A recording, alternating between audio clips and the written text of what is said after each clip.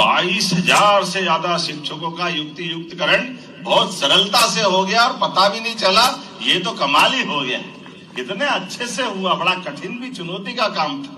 लेकिन प्रशासनिक स्थानांतरण के मामले में भी हमारी सरकार ने कहा ये रोज का नाटक नहीं चलना चाहिए। शिक्षक को पढ़ाने के लिए विद्यालय में अनुकूल माहौल मिले, इसलिए स्थानांतरण ये पनिशमेंट नहीं होना चाहिए।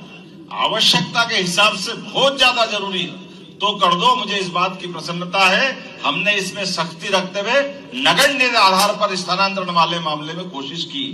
इतना ही नहीं, आज के दौर में मैं जब शिक्षा मंत्री था, मुझे इस बात की प्रसन्नता है, तब राष्ट्रीय सकल पंजीयक दर में हमारे मध्य प्रदेश का और देश के अंतर बहुत बड़ा था। लेकिन हमारे उस व्यवस्था के बलबूते पर देश में शिक्षा नीति लागू करने का भी मौका मिला। तो सबसे पहले शिक्षा नीति लागू हुई है मध्य प्रदेश में। हमें इस बात की प्रसन्नता है उच्च शिक्षा के माध्यम। जब उच्च शिक्षा में शिक्षा नीति लागू हुई, व्यवस्थाएं लागू हुई, तो स्कूल शिक्षा में मुझे थोड़ी कसक रहती थी नई शिक्षा नीति लागू करने में। आप 5 अग्रगण्य राज्यों में से मध्य प्रदेश को उस स्थान तक लिया है।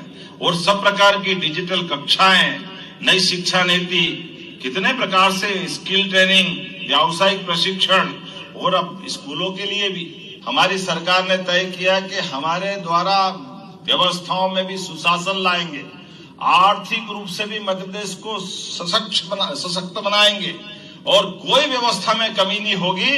इसके आधार पर मुझे इस बात की प्रसन्नता है, देश में सबसे कम बेरोजगार दर वाला कोई राज्य हुआ है तो मध्य प्रदेश से। हमारे लिए इस बात की प्रसन्नता है।